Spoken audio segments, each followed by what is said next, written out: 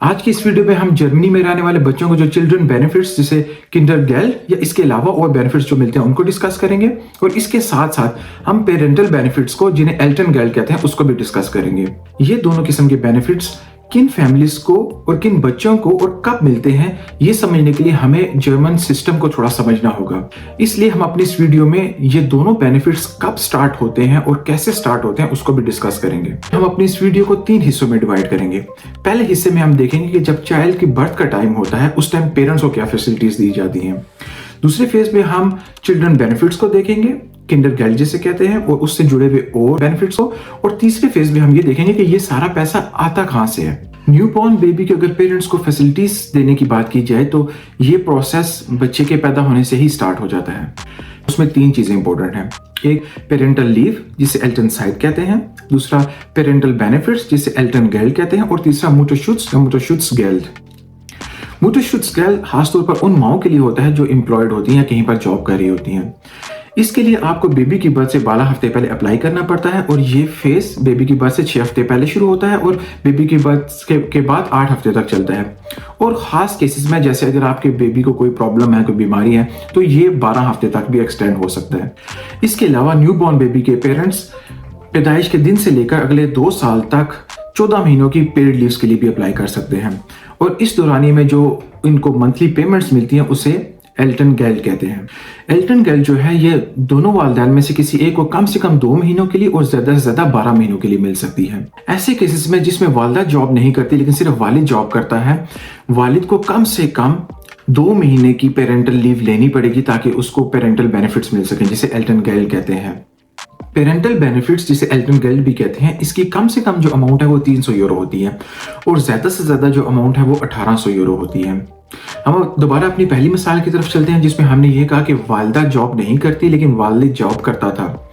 तो इस केस में जो वालिदा है उसको 12 महीनों के लिए कम से कम 300 यूरो मिलेगा और जो वालिद है अगर उन्होंने 2 महीने की एल्टर्नसाइड या एल्टर्न लीव ली है तो उन 2 महीनों में उनको अपनी तनख्वाह का 65% मिलेगा। तो इस तरह बच्चे की वालिदा और वालिद दोनों के पेड मंथ्स का टाइम मिलाकर ये 14 महीने बन जाता है। लेट्स सपोज अगर वालिदैन में से कोई एक छुट्टी नहीं लेता तो दूसरे को सिर्फ 12 महीनों तक एल्टर्नगेल्ट मिलेगी। एल्टर्नगेल्ट के लिए आपको एक चीज का ज़हन में रखना होगा कि इसकी जो ज्यादा से ज्यादा अमाउंट है वो 1800 यूरो है।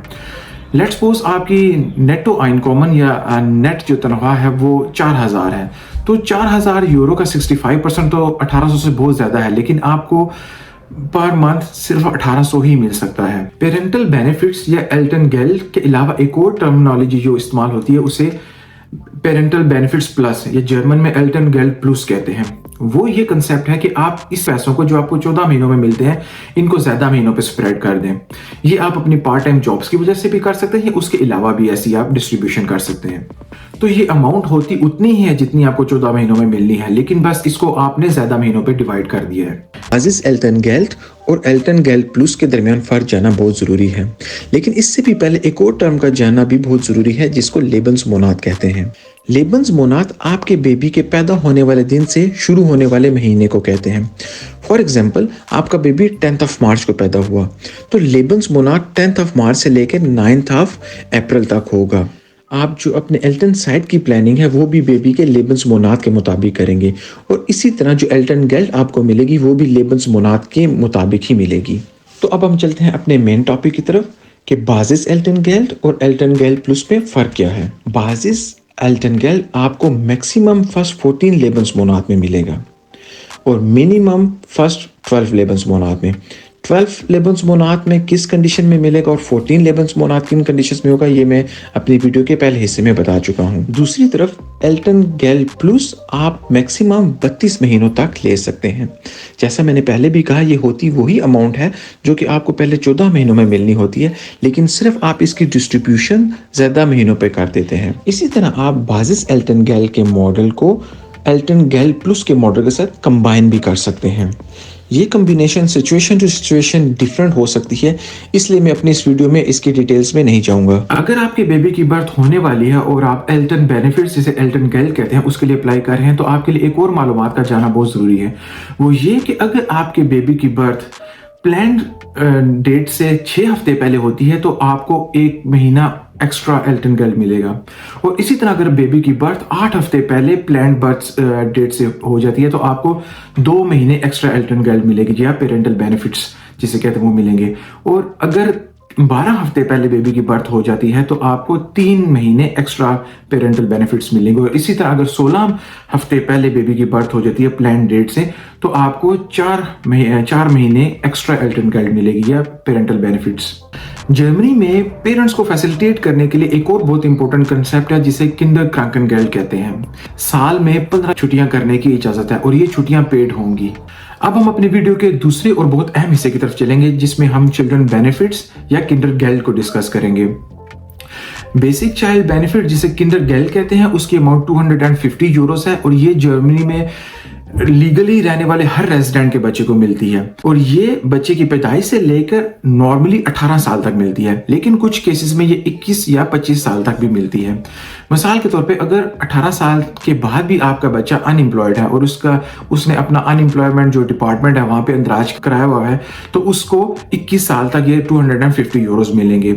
और इसी तरह अगर 21 ईयर्स से लेकर 25 ईयर्स तक कोई हाउस बिल्डिंग कर रहा है तो उसको ये 250 यूरोस 25 साल की उम्र तक भी मिल सकते हैं। यहाँ पर मैं आपको एक और बहुत जरूरी मालूमात देता चलूं कि जर्मनी में रहने वाले लीगली जो एक्सेप्टेड रिफ्यूजीज हैं वो भी अपने बच्चों के लिए किंडरगेल्ट या चिल्ड्रन बेनिफिट्स के लिए अप्लाई कर सकते हैं और उनको मिलते भी हैं जिसकी बेसिक अमाउंट है 250 यूरोस। चिल्ड्रन बेनिफिट्स की एप्लीकेशन आपको रिटर्न में देनी पड़ती है, ये आप फोन या ईमेल के थ्रू नहीं कर सकते। और ये आपको फैमिलियन कासे की वेबसाइट पर डायरेक्ट अप्लाई करना पड़ता है। फैमिलियन कासे का लिंक इस वीडियो के नीचे आपको मिल जाएगा। चिल्ड्रन बेनिफिट्स अप्लाई करने के लिए बच्चे का आपके साथ आपके घर में रहना बहुत जरूरी है और उसका 18 साल से कम होना बहुत जरूरी है। किंडरगेल्ट आप सिर्फ अपने बच्चों के लिए नहीं बल्कि अपने स्टेप चिल्ड्रन के लिए भी अप्लाई कर सकते हैं। इसी तरह आप अपने ग्रैंड चिल्ड्रन के लिए और अपने अडॉप्टिव चिल्ड्रन के लिए भी अप्लाई कर सकते हैं, बशर्ते ये कि वो आपके साथ आपके घर में रह रहे हों और आप उनकी कफालत कर रहे हों। किंडरगेल्ट को डिस्कस करते हुए पाकिस्तानी पेरेंट्स जो जर्मनी में रह रहे हैं उनके लिए एक और टर्म का जानना बहुत जरूरी है जिसे किंडर फ्राई बाइत्राग कहते हैं।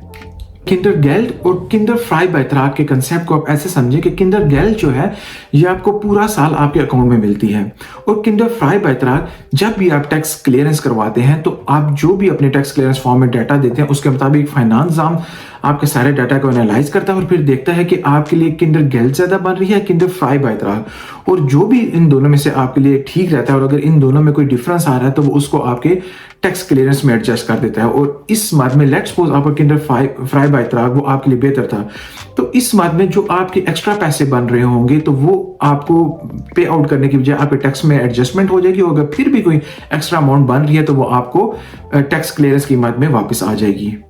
किंडर फ्राई बाइत्राग उन पेरेंट्स के लिए बहुत इंपॉर्टेंट है जो कि हाईली पेड जॉब्स कर रहे हैं। किंडरजुशलाग वो चिल्ड्रन बेनिफिट्स हैं जो कम इनकम वाली फैमिलीज को दिया जाता है। इस पर मेरी एक कंप्लीट वीडियो मेरे चैनल पर मौजूद है जिसका थंबनेल और लिंक आपको अपनी स्क्रीन पर नजर आ रहा होगा। जर्मनी में चिल्ड्रन बेनिफिट्स या किंडरगेल्ट और किंडरजुशलाग के अलावा एक केयर सपोर्ट अलाउंस भी होता है। केयर सपोर्ट अलाउंस या जिसे फ्लेगे unterstützungsgeld कहते हैं जर्मन में, ये उन पेरेंट्स को दिया जाता है जिनका कोई बच्चा या बच्चे स्पेशल किड्स हों।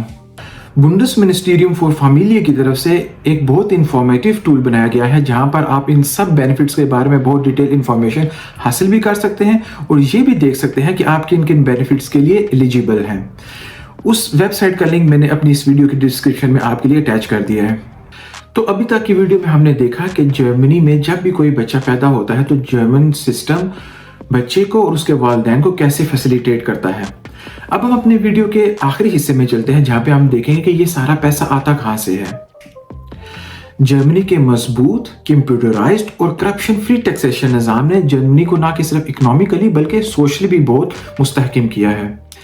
इसी टैक्सेशन सिस्टम से इकट्ठा किया हुआ पैसा जर्मनी की हुकूमत अपने लोगों की खुशहाली पर लगाती है, ना कि अपने लोगों की खुशहाली पर, बल्कि इसी पैसे से जर्मन की हुकूमत बहुत सारे रिफ्यूजीज को भी सपोर्ट करती है, उनको एक अच्छा निज़ाम ज़िंदगी देती है, उनको उनके बच्चों का फ्यूचर देती है।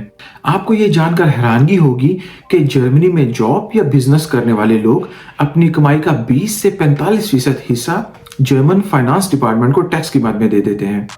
कौन कितना टैक्स देता है ये जर्मन के टैक्स सिस्टम में कैटेगरीज पे डिपेंड करता है। ये मजबूत और महंगा टैक्सेशन निजाम ही जर्मनी में सोशल सिक्योरिटी का जामिन है। उम्मीद करता हूँ कि आपको ये वीडियो पसंद आई होगी और आपके मालूमात में इजाफा होगा। आपको children benefits, parents benefits, parental leaves, इससे रिलेटेड कोई भी सवाल हो तो आप मुझे इस वीडियो के नीचे भी कमेंट करके पूछ सकते हैं या मुझे फेसबुक पर भी अप्रोच कर सकते हैं। अगली वीडियो तक के लिए अपना बहुत सारा ख्याल रखिए। अल्लाह हाफिज।